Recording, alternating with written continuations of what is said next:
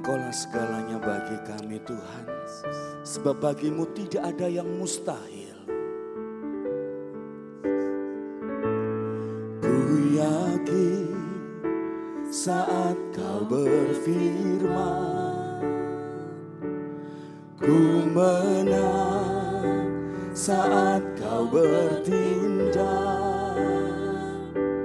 Hidupku hanya ditentukan oleh perkataanmu. Ku aman karena kau menjaga. Ku kuat karena kau menopang. Hidupku hanya ditentukan oleh kuasa-Mu.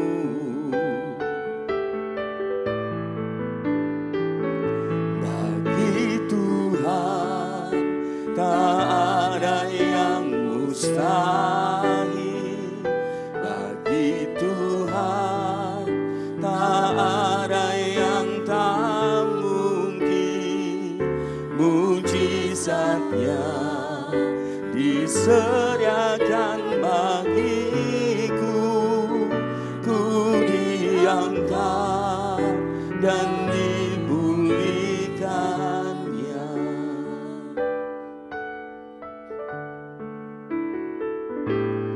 Ku yakin saat kau berfirman,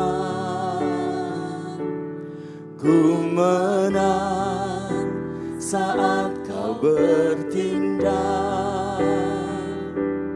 Hidupku hanya ditentukan oleh perkataan-Mu. Ku aman karena kau menjaga. Ku kuat karena kau menopang. Hidupku hanya ditentukan oleh kuasa-Mu.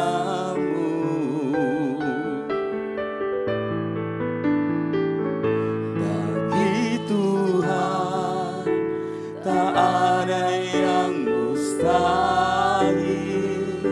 Bagi Tuhan tak ada yang tak mungkin. Mujizatnya disediakan bagiku. Ku diangkat dan dipulihkannya. Haleluya. Ku percaya Kau Tuhan, ku percaya. Haleluya. Engkau Allah yang ajaib, Engkau Allah yang ku sembah. Haleluya. Ya Rabbmu.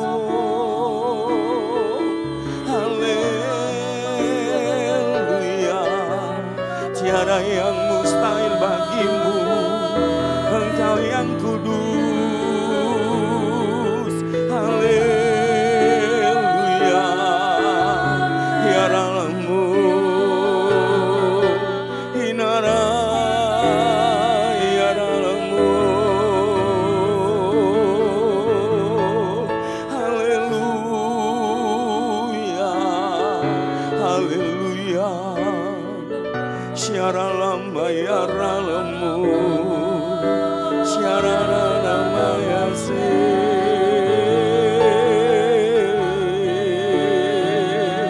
Haleluya, ya ralama ya sita. Haleluya, haleluya. Engkau yang kudus.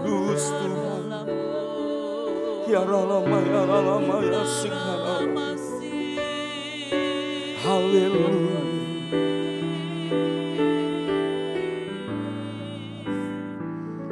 Bagi Tuhan tak ada yang mustahil. Bagi Tuhan tak ada yang tak mungkin. Mujizatnya disediakan bagiku. Ku diangkat dan dimuliakannya.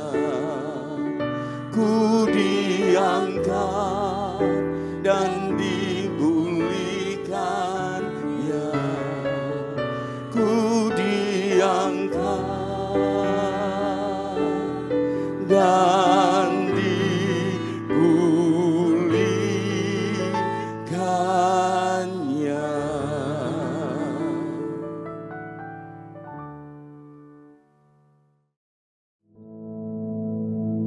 Our Father, which art in heaven, hallowed be thy name. Thy kingdom come, thy will be done in earth as it is in heaven. Give us this day our daily bread, and forgive us our debts, as we forgive our debtors. And lead us not into temptation, but deliver us from evil. For thine is the kingdom, and the power, and the glory, forever. Amen.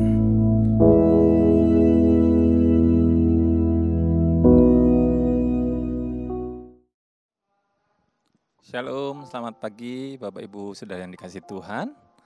Ya, saya harap pagi hari ini kita masih bisa merasakan berkat Tuhan yang melimpah dalam hidup kita. Karena di bulan Desember ini semua orang, khususnya orang yang percaya kepada Tuhan Yesus, sedang mempersiapkan diri untuk menyambut kelahirannya. Satu bulan yang sangat memberkati ya. Ada beberapa gereja yang sudah mulai masuk perayaan Natal. Mungkin ada beberapa gereja juga yang sedang mempersiapkan diri, mulai menghias dengan pernak-pernik, pohon cemara dan sebagainya. Dan itu memang merupakan suatu kebahagiaan tersendiri gitu ya, khususnya bagi orang yang percaya. Karena Yesus lahir di dunia ini. Nah, sekarang kita masih kita lihat dalam Alkitab kita perhatikan di dalam Matius pasal yang pertama ayat yang ke-23. Matius pasal yang pertama ayat yang ke-23, begini bunyi firman Tuhan. Kalau saudara ada Alkitab, bisa saudara ikut bersama dengan saya untuk membaca kebenaran firman Tuhan ini, sehingga saudara lebih diberkati lagi. Matius pasal yang pertama ayat yang ke-23 berbunyi, sesungguhnya anak darah itu akan mengandung dan melahirkan seorang anak laki-laki, dan mereka akan menamai dia Immanuel, yang berarti Allah menyertai kita. Puji nama Tuhan. Saudara yang dikasihi Tuhan, ini adalah berita yang sering kita dengar ketika kita merenungkan firman Tuhan, ketika kita masuk dalam bulan Desember, maka banyak hamba-hamba Tuhan yang bercerita tentang kelahiran Yesus. Dan cerita ini bukanlah cerita isapan jempol. Ini adalah kisah nyata. Ini adalah satu kejadian yang sungguh ada. Kalau saudara ragu akan cerita kelahiran Yesus, saudara boleh lihat kalender-kalender yang ada di dalam rumah saudara yang tergantung dalam tembok-tembok saudara. Saudara akan lihat di tanggal 25 itu pasti dicetak dengan warna merah. Artinya hari libur gitu kan. Dan ditulis di situ kelahiran Yesus Kristus gitu kan. Artinya mau tidak mau dunia menerima bahwa ada fakta, ada kenyataan, ada sejarah Yesus terlahir di dunia ini. Dan ini pun bukan begitu saja terjadi. Saudara, kalau kita lihat di dalam Yesaya pasal yang ke-7, mari kita sama-sama lihat di dalam Yesaya pasal yang ke-7, ayat yang ke-14. Begini bunyi firman Tuhan di dalam Yesaya pasal 7 ayat 14. Seorang perempuan muda mengandung dan akan melahirkan seorang anak laki-laki, dan ia akan menamakan dia Immanuel. Jadi ada sesuatu yang sudah dinubuatkan jauh sebelum Yesus lahir. Ada sesuatu yang luar biasa, ada sesuatu yang menarik untuk kita renungkan. Artinya bahwa Allah sedang merancangkan sesuatu, merencanakan sesuatu, mempunyai tujuan dalam kehidupan kita, umat yang percaya kepadanya. Sementara ada banyak orang yang masih bingung tentang kelahirannya, tentang kehadirannya di dunia ini, bahkan tentang perbuatannya yang luar biasa. Mereka masih tercengang-cengang, mereka masih berusaha memutar otak betul atau enggak. Tetapi kita sebagai orang percaya, kita patut bersyukur dan kita patut menikmati apa yang Tuhan sudah berikan dalam kehidupan kita. Kalau Tuhan sudah memperkenan kita untuk kita boleh percaya, untuk boleh menjadikan kita sebagai anak-anak Allah, umat pilihannya, itu sesuatu yang anugerah yang terbesar. Sementara di luar sana banyak orang-orang yang belum menerima Tuhan Yesus sebagai Tuhan dan Juru Selamat. Nah, kembali dalam cerita ini, pemberitaan Yesus lahir dan namanya disebut Immanuel, yang artinya adalah Allah beserta kita, adalah sesuatu yang perlu saudara renungkan. Ada banyak orang percaya kepada Tuhan atau orang Kristen yang gak menyadari tentang pentingnya nama Immanuel ini. Mungkin saudara ngerti, oh artinya ini ditulis Allah menyertai kita. Kenapa saya katakan saudara tahu saja?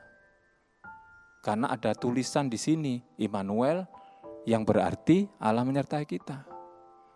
Tapi coba saudara renungkan, coba saudara mulai amat-amati kehidupan saudara. Apakah saudara sering khawatir? Apa saudara masih khawatir? Mungkin jawabannya ya kadang Pak. Ya namanya orang hidup, kadang pernah saya khawatir, kadang pernah saya takut, kadang pernah saya cemas, apalagi kalau saya menghadapi pergumulan hidup, ada persoalan-persoalan dalam kehidupan saya, ya otomatis manusiawi lah Pak. Betul saudara, bukan hanya saudara saja, saya pun juga mengalami itu. Karena memang kita ada di dunia ini yang penuh dengan segala macam ketakutan, kekhawatiran, sakit, penyakit. Tetapi pagi hari ini, firman Tuhan mengingatkan kepada kita, ada pribadi yang terlahir di dunia ini, yang namanya Immanuel. Allah menyertai kita. Coba saudara perhatikan kata-kata atau arti dari Immanuel ini. Allah menyertai kita. Artinya bahwa Tuhan itu selalu bersama dengan kita. Saudara mau dalam masalah atau enggak, saudara mungkin sedang sehat atau sakit, saudara dalam pergumulan atau enggak mengalami pergumulan, Tuhan hadir untuk kita semuanya. Jelas dikatakan Immanuel itu artinya Allah menyertai kita. Artinya apapun keadaan kita, Dia Allah yang selalu menyertai kita. Amin. Dia tidak pernah meninggalkan kita. Oleh sebab itu, saudara, kalau kita menganggap bahwa Allah ngerti enggak ya keadaan saya? Allah tahu enggak ya keadaan saya? Saudara, salah besar. saudara belum memahami bahwa Yesus hadir ke dunia ini, itu bukan hanya ada di daerah Israel sana, tapi dia ada dekat dengan kita. Arti Immanuel, Allah menyertai kita, itu sama dengan dia dekat dengan kita, saudara. Dia enggak jauh.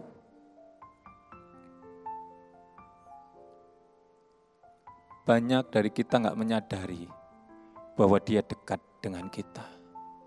Kalau kita tidak menyadari kedekatan Tuhan dengan kita, maka yang kita hasilkan adalah ya seperti tadi. Kita masih cemas, kita masih takut, kita masih khawatir. Tapi kalau saudara sadar bahwa Allah itu dekat dengan saudara, oke, saudara boleh mengalami sakit penyakit, saudara boleh mengalami beban hidup, masalah. Tapi karena ada Allah yang dekat dengan saudara, maka saudara tinggal ngomong, saudara tinggal mengatakan sesuatu, Tuhan, Engkaulah yang akan menyelesaikan apa yang aku hadapi. Engkaulah Allah yang akan menyembuhkannya. Saudara tidak perlu cari kemana-mana. Coba banyak sekali loh saya temukan, atau mungkin kita ya seringkali begitu. Ketika sudah ngadepi masalah dan panik, bingung harus kemana. Otak kita nih mikir, ke siapa ya? Saya minta tolong kepada siapa ya? Kira-kira siapa ya? Apa saudara saya ya? Apa tetangga saya ya? Apa pendeta saya ya? Saudara tidak perlu panik, tidak perlu bingung, tidak perlu cari buku, data nama orang-orang yang mungkin bisa membantu saudara. Karena Immanuel, Allah ada bersama dengan kita. Dia menyertai kita. Saudara tinggal ngomong, Tuhan, saya butuh pertolongan-Mu. Saya percaya bahwa Engkau pasti menyembuhkanku. Saudara tinggal mengungkapkan itu. Kenapa sih orang menjadi panik? Saudara, kalau satu saat saya perhatikan anak saya yang waktu itu pernah menangis gitu ya. Karena saya pertama enggak ngerti apa yang menyebabkan dia menangis. Setelah saya datang lihat dia nangis, loh kenapa nangis? Saya tanya, kenapa nangis? Pertama diam, saudara. Wah, saya semakin bingung, kenapa anak ini ya? Ada apa kok nangis gitu. Setelah ditanya oleh mamanya, baru ngerti. Karena dia takut sendirian di rumah. Dia panik, dia mau ngomong kepada siapa? Dia mau mengungkapkan ketakutannya kepada siapa? Dia sendirian dan dia menangis. Saudara, sering kali kita pun juga seperti itu kan. Ketika kita panik, kita bingung, kita tidak ada orang yang harus kita datangi, yang bisa menolong kita. Maka kita menjadi panik, kita bingung dan sebagainya. Bahkan sampai bingungin, sampai paniknya. Kadangkala kita ini keluar dari jalur firman Tuhan. Kita akhirnya cari pertolongan di luar sana.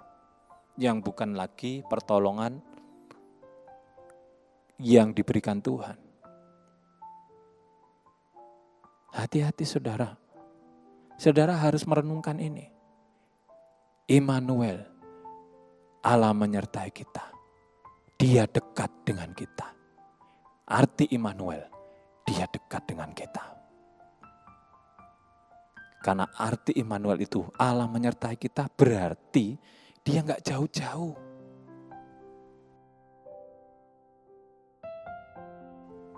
Dia enggak kemana-mana. Yang kedua, kalau saudara cermati, saudara renungkan kata Immanuel yang artinya Allah menyertai kita, itu mempunyai arti bahwa Allah itu peduli kepada kita.